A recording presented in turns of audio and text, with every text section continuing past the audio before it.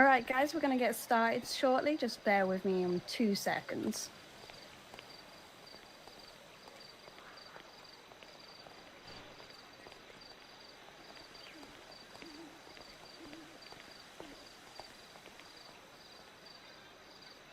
Okay.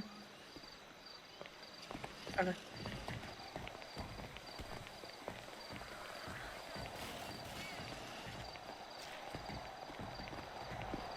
All right, welcome everyone here today to the 2021 fall election debate. I am both your host and moderator, Emily Fisher. This debate is for our two candidates behind me, who I'll shortly be introducing to all of you here today. I will ask from all of the audience and anyone in participation of this debate today that we have no interruptions. This event is being broadcasted and also recorded. It is essential that viewers at home also gather all the important information that they may require to make a verdict and be able to vote. Thank you, and let's get into the introductions. First, on my left, we have Miss Justine Stiletto, with her running mate, who is shortly running behind but will be with us soon, Mr. Blad Todd. Miss Stiletto, do you wish to introduce yourself to the audience and tell us about yourself and about what you'll potentially be bringing to the role if you were to be elected in this fall? Thank you. I'm Justine Stiletto. I'm running to be your next governor. Some of you may know me, some of you may not, but I'm a long-serving bar-certified attorney. I was one half of the law offices of Goodman and Stiletto. I helped in the creation of the Public Defender's Office, and I worked hours doing pro bono work to help the people of San Andreas. If I am elected, I want to support things like anti-corruption measures, prison reform, medical reform, business reform, and a bunch of other things to improve the lives of the people. All right, perfect. And finally, on my right, we have Mr. James Paxton with his running mate, who is somewhere nearby, Mr. Josh Ford. Mr. Paxton, do you too wish to introduce yourself to the audience and tell us about yourself and a bit about what you'll potentially be bringing to the role if you were elected in this fall? Sure. First of all, I want to start by saying thank you to everybody who's come out tonight, because participation in democracy is important, and I'm glad to see that so many people took interest in it. And I want to thank our debate moderator as well for taking time out of their night to make this possible. For those of you who don't know me, I'm James Paxton. I'm one of your state representatives. I just want to start and say that this has been an honor to serve you as a state representative for the last 3.5 months. During my term as state representative, I've worked tirelessly for the citizens of Los Santos and San Andreas, authoring 23 of the 29 bills and resolutions that we've successfully passed during this Congress. These bills include the Open Carry Act, the San Andreas Flight Authority Act, the Wilderness Protection Act, and so many more. I'm also currently serving as the chair of a committee established to draft a constitution for this great state, which will actually be submitted before voting begins, most likely tomorrow, so keep an eye out for that. While I'm incredibly proud of my record and the work that I have put into government, I'm here today seeking the office of governor. I believe that my experience in government and my ability to solve problems as they arise gives me the skills necessary to serve this state dutifully. I'm also a strong believer that what this state needs right now is a strong leader, one who's willing to sit down and talk with people, work with people. I'm not here to pretend that the government is perfect or that we don't have many areas where we can improve. My goal as governor will be to work with the departments to find out how the state can do better to support them so they can do better to support the citizens of San Andreas. And that's not to say the government and the state don't excel in many areas. While we might not be perfect, I'm incredibly proud to be a citizen of this great state. To those of you who work for the government in healthcare, law enforcement, business administration, and judicial matters, thank you for your service. To those of you who run small businesses and to the workers of those who support those businesses and the economy of San Andreas, thank you. It is because of all of you that I'm proud to be a citizen. We can do better, we will do better, but to do better, we have to work together. I look forward to speaking to you about my plan for San Andreas tonight. I'll end with a quote.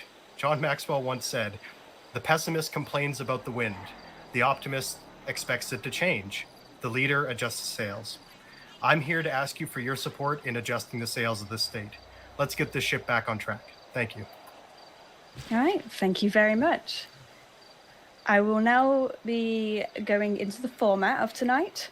I would just like to say beforehand a big thank you to everybody that is here tonight, and also the candidates for making this happen after all of the delays and commotion that's gone. It is really great that everybody could be here. The debate will be a round robin from question to question, allowing fairness to each candidate to not have to go first every time. There will be 6 issues brought up. Each candidate will be allotted 2 minutes maximum to answer the question or how they will tackle the issue. Additionally, each candidate will each be allowed a 2-minute rebuttal. Candidates are not required to use the full time and may choose to not rebut at all. Estimated time will be 1.5 to 2 hours. Miss Justine Stiletto and Mr. James Paxton, are you both ready? I am. I am. Perfect. I'll be starting tonight by the first question. Miss Justine Stiletto, should you be elected as governor, how would you support your fellow government departments and show transparency? I think transparency in government is extremely important. I believe right now there's a lot that's lacking that transparency. I also believe that making things more accessible to the people in many departments, you know, people seem to struggle, like a little bit off topic, but business owners, and I believe they're like a really core part of San Andreas. And as of right now, they don't really have much transparency as to what they can do, what they can't do. And, you know, in that department especially, it seems like people are shut down a bunch of times with no's. All right. And Mr. Paxton, would you like to rebuttal that? Can I just provide my own answer? Is that what you mean? Yeah, of course. So you ask on how I, as a governor, would plan to support the departments that exist in the state. So part of my plan within the first 2 weeks of taking office would be to book a meeting with all of our executive department heads. So we're talking the chief of police, the sheriff, the head ranger, the surgeon general, the commissioners of the Chamber of Commerce, the chief justice, everybody, all of our department executive department heads. I'm going to get together with them one-on-one and look at where we are now. Right? We know where we are now as a state. We know what our numbers are. We know how long it takes to get a business license. We know what our crime stats are. And where do we want to be? Because we all are aspirational about where we want to be, what numbers are acceptable to us, and where we can improve. But how do we get there? So my plan is to have these meetings with them and lay out a plan. What are our timelines and goals to meet, and how are we going to meet them? Is it that we need more people? Is it that we need to look at the systems that are going on behind the scenes? Any good mechanic or engineer could tell you there's something in a process you can delete.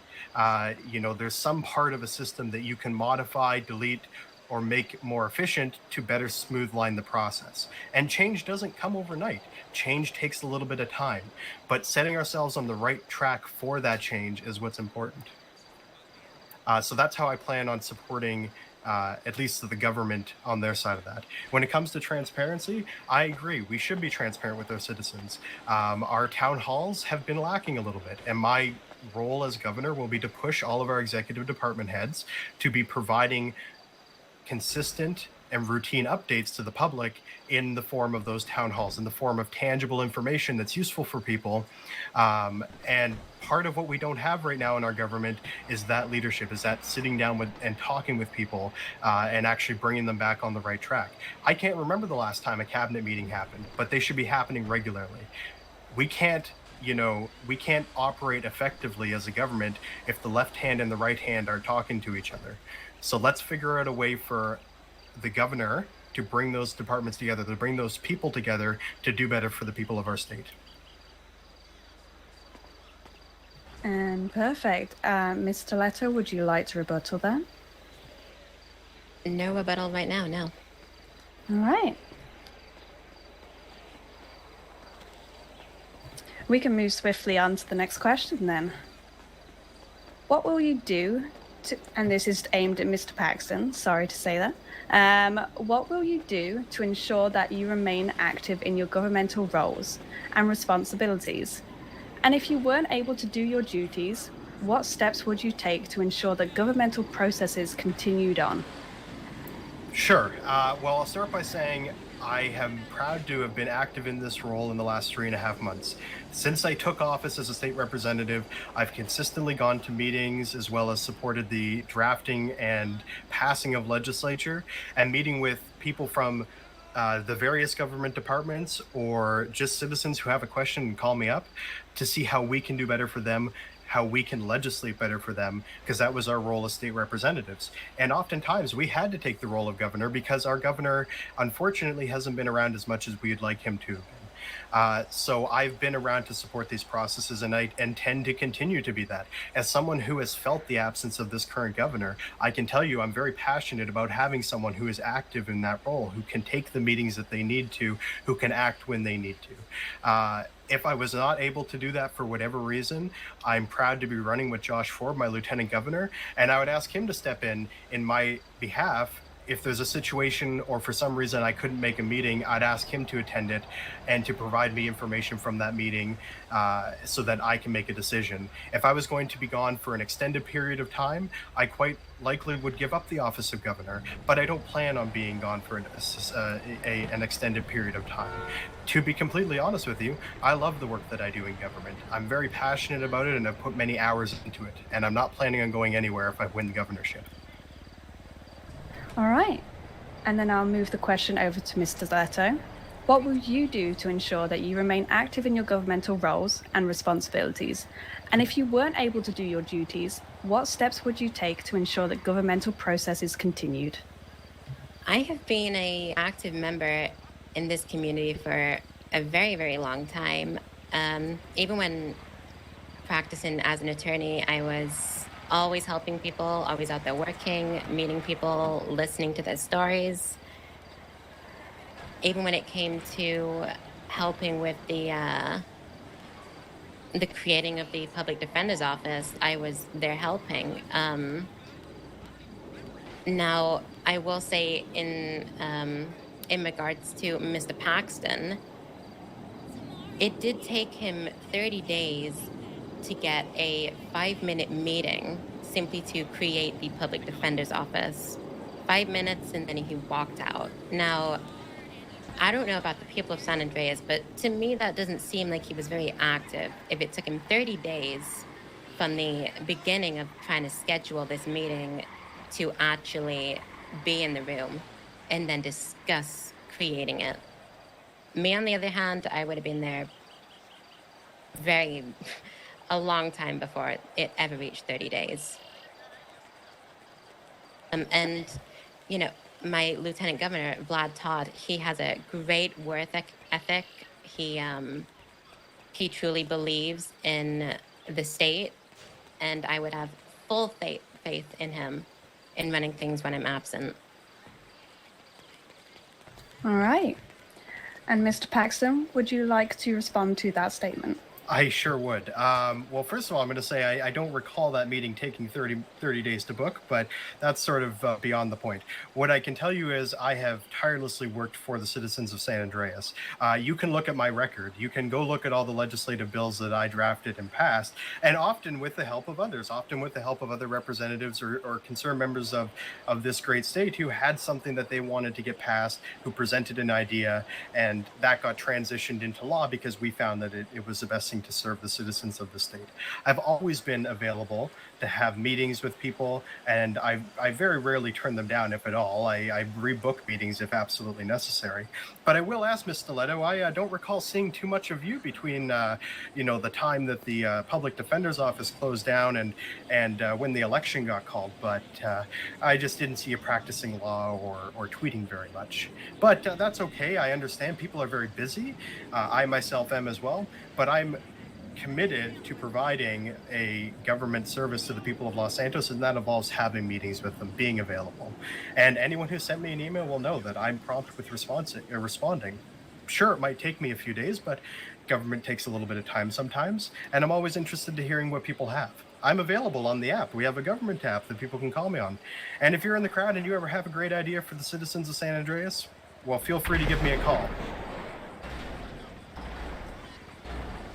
Mr. Leto, would you like to respond? I would.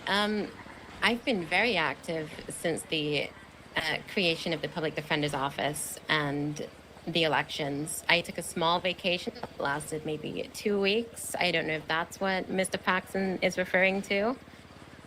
But I will say during that time, I don't know what exactly happened with the Public Defender's Office, but under, I guess, Mr. Paxton's watchful eye, it's been deteriorating a lot, which is unfortunate, being someone that helped create it, that it's gone down that route. I will allow 2 more responses from either side. Mrs. Paxton, would you like to respond to that? I sure would. I'm just going to say, I understand you're saying the Public Defender's Office has deteriorated since you and Mr. Goodman left, and I understand that may be your position. But to be completely honest with you, you didn't serve in that position for very long, and there wasn't too much that you folks had actually gotten into. And that's not to say that I don't appreciate what you did for the office. I do. You folks were instrumental in helping write that bill, and for that, I am grateful.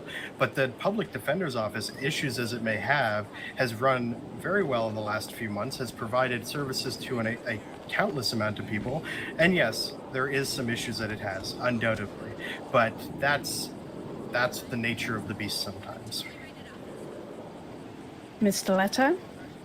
Yeah, on that, it has got its issues.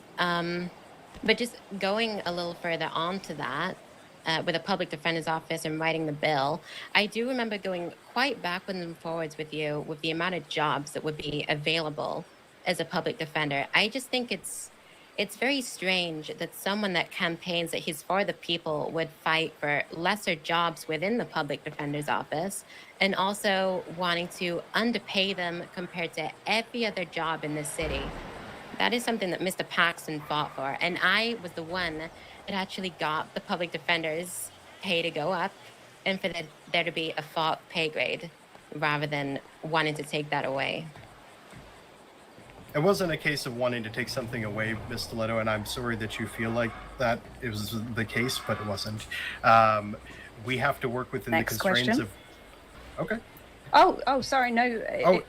Sorry, I was just going to say we have to work within the constraints of the system that we have. I feel that we did what was right at the time, and since then we've bumped the pay of the public defenders for the work that they do, which is excellent. They deserve to get the pay that they currently have. All right, perfect. Thank you for that last comment. We are going to move on to the 3rd question of tonight. I will start with Mr. Leto on this. Released statistics indicate that crime is on the rise. What would you do to reduce crime as governor? I believe that with crime, the system needs to focus more on rehabilitation, reform, and deterrence. Because right now in our penal code, it focuses on time and punishment, which clearly is not working. I believe that if people commit something like misdemeanors, they should have the option to do something like community service other than jail time. I believe in things like probation and parole should be introduced to felony charges. Clearly, focusing on time and punishment is not working at all in any means. But yeah, rehabilitation, reform, and deterrence is something that I would want to focus on instead. Mr. Paxton, the same question for you. Release statistics. Oh, if you already understand, then that's fine. You can go ahead. Sure. Well, I have to say I agree with my opponent here. Rehabilitation is the way to go.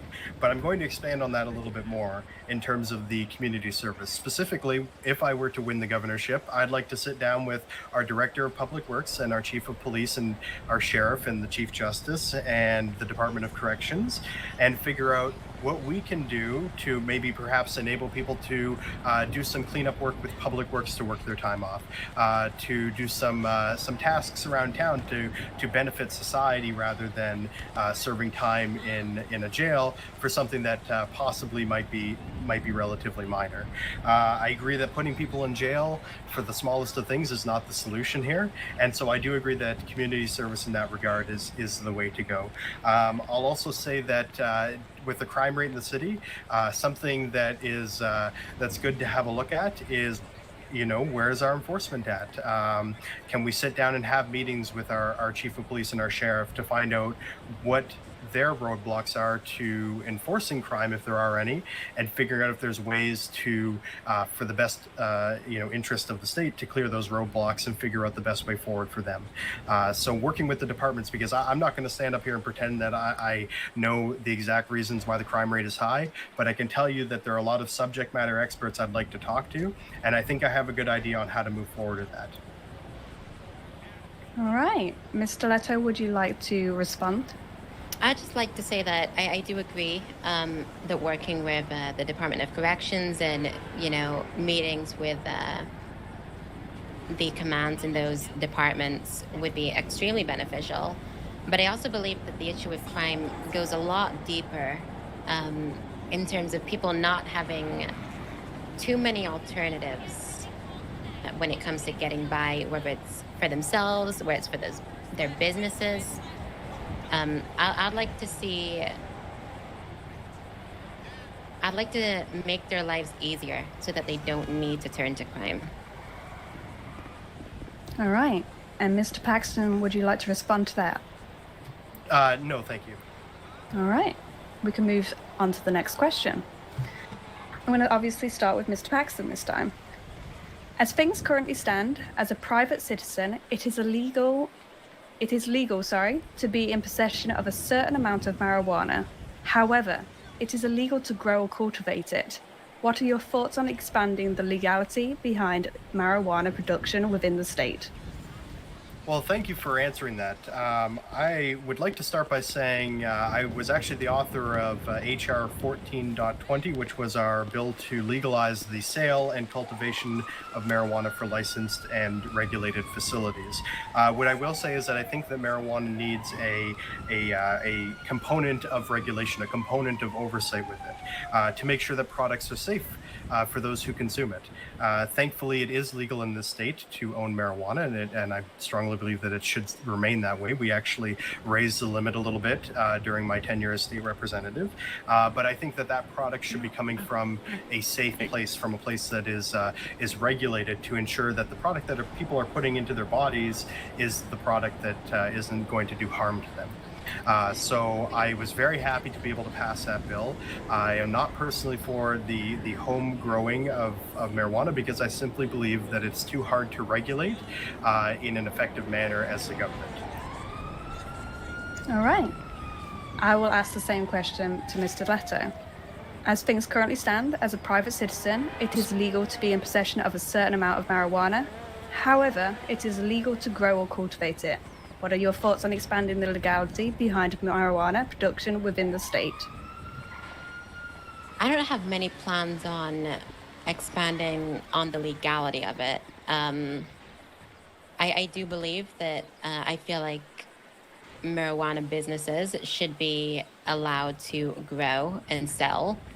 However, I still think there should be a limit as to what people can hold legally. I don't believe in home growing. I agree with Mr. Paxton, where it's good to regulate and make sure that it's safe to consume.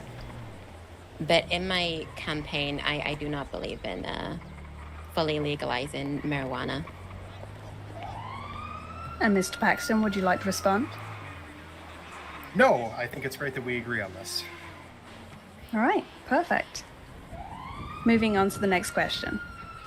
Mr. Leto, what changes would the average citizen see in their lives if you were elected?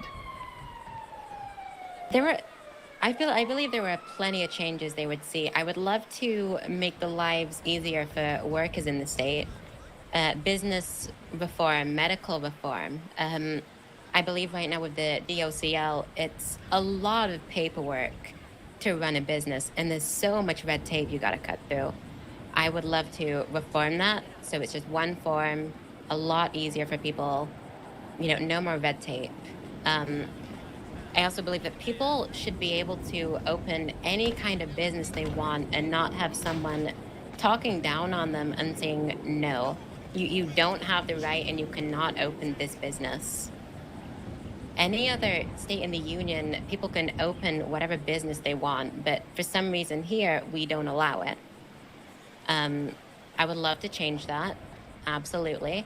Also, workers like miners, I would love to be able to give them the option to potentially rent commercial vehicles to make their lives easier. Medical reform, I would love if somebody could just go to Mount Zona and get their own medical records without the red tape, which is currently a huge issue. Someone right now, if they wanted to go get their medical records, they would be shouted in their face about the word HIPAA. And that's an issue, and I do not like it.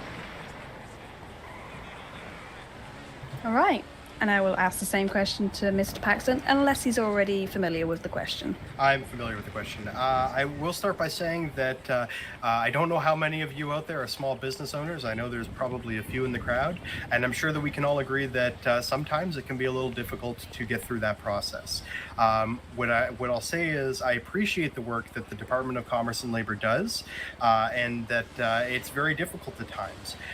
So, my goal as governor would be to sit down with the commissioners of the Department of Commerce and Labor and outline where we are today and where we want to be in, say, 4 weeks, and what's a realistic way to get to that point.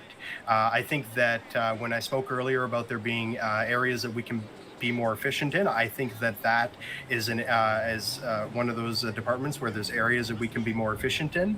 I also have to say that it's important to sit down and talk with the people that make up these departments. I can't pretend to be a subject matter expert on the topic of business administration. I can't pretend that I know best. I need to sit down with people and figure out what's the best way that we can move forward, what's the best way that they can move forward, and they are the ones who would know that question.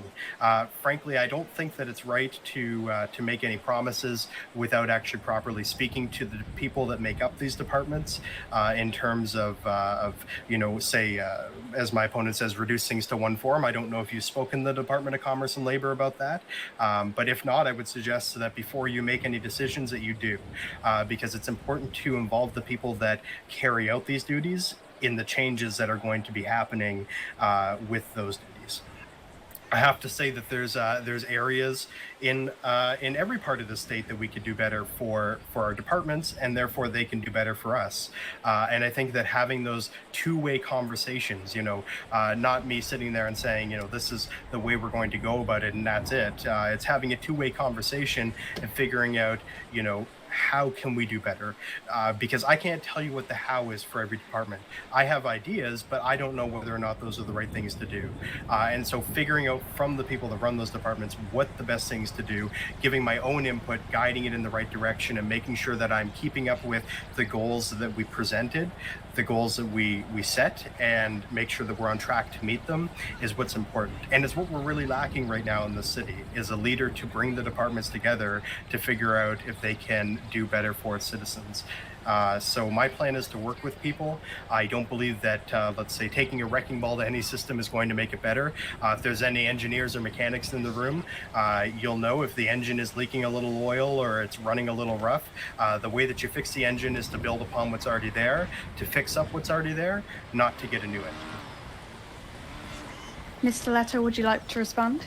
I would, yeah. I would just like to say the DOCL is part of the executive, which means the governor does have control. So if I am elected, I can make those changes. I can make it easier for business owners. I can make running a business easier for them, and that's something I would intend to do. I believe that America is the land of opportunity, and many business owners in the state do not get that opportunity. And I feel like many business owners would agree with me on that. And Mr. Paxton, would you like to respond? I would.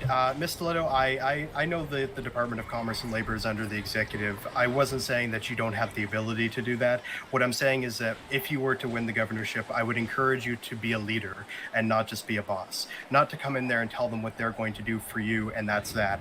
Is to work with them on how they can do better, find out where we are, and find out what the roadblocks are. The way forward is through leadership. It's not to come in my opinion, it's not to come in and just start dictating what they're going to do. You quickly lose the hearts and minds of the people that you're trying to lead if that's the way that you lead. I believe in leadership, not about it being a boss. Ms. Stiletto?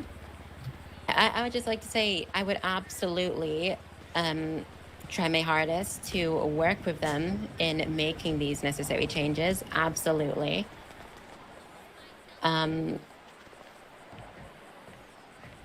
But yeah, I also would hope that they're open into believing about the freedoms that business owners in the state should get. And if they're open to these ideals, you know, I do want to work with these people. I do want to work with them to make the change that so many people want to see. Absolutely. I just don't want there to be a wall in the way of progress into making people's lives easier. And Mr. Paxton? I don't have anything further to add, thank you. All right, no problem. We're going to be moving on to our next question of tonight. And this will be aimed at Ms. Stiletto to answer first.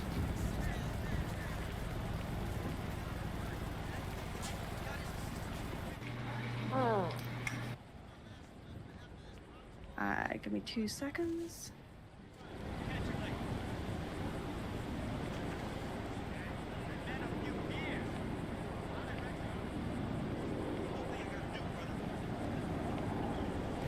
Okay, Ms. Stiletto, this is more of a tame question for tonight, just for people to understand you as a person. Mm-hmm. All political leaders of note have a pet. Tell us about yours. If you do not have one, do you plan on getting one? Have a pet? Yes. I love dogs. I do. I do have a cat. His name's Timmy. He's a special kind of cat. Loves to walk into doors, and he's very goofy. But I would love to get a dog. I really like Labradors, so yeah. I think getting a Labrador would be great. All right, and Mr. Paxton, same question for you. Sure. I'm proud to say that I have a dog. His name is Chopper. He's a German Shepherd, and he's that friendly face when I come home at the end of the day after a long day at work, who can be there to greet me, to take the stress of the day away. I think pets are awesome to have, and if you don't have one, consider getting one. Even if you have allergies, there's ways to do it. And I might also add on that note, there's a lot of animals that could use adoption in this state. I focus on adopting an animal. Don't get a puppy. Get an animal that needs a home, that needs someone's love. They're a great way to warm up an empty house, and they're a great way to spend the end of your day. And to be completely honest with you, my dog is my life. I love my dog. And Ms. Stiletto, would you have anything else to add to your question? Yeah, I would love to see the rate of pet adoption in this state to go up. I feel like that'd be an amazing idea. Maybe open up like a animal shelter or something where people can adopt and help these animals. I feel like that'd be an amazing idea. Mr. Paxton, do you have anything else to add? No, thank you. All right. I'm going to finish with a more serious question for the night. This will be our last question. Mr. Paxton, we'll start with you. Criminal activity is rising, while faith in our honest government is falling. What are you going to do to restore faith in citizens and reel in criminal activity? So, like I've been saying all along, this state has lacked leadership for a long time. Our governor, and I don't know what happened there, but our governor hasn't been around as much as he really should have. And so a lot of that ends up falling on the departments to just do as they do. And a lot of the problem comes down to departments might not be talking to one another. Departments might not be always doing what's best in the interests of San Andreas. But I will say our departments are very hardworking. Our law enforcement members are very hardworking. They go to work every day willing to take bullets for the people that are sitting in this crowd right now. And is there some issues that can be addressed? I'm sure. Is there some staffing issues? I'm sure. But the way to figure out how to fix them is to sort of drill down to what the root problem is and ensure that we can, I think staffing is one of the biggest things, do a little bit better for them so that they feel more comfortable getting on duty, so that citizens of San Andreas are a little bit more protected. I do agree that the crime rate is an issue. I do think that law enforcement are doing their best to keep the crime rate low, to action things that come up, to serve the citizens of Los Santos and San Andreas. Do I think that they could do a little bit better? I do, and I can't tell you honestly what the solution to that is right now. I can tell you that I'm very willing to sit down and have conversations with the people that might have potential solutions. What can the government do better for them?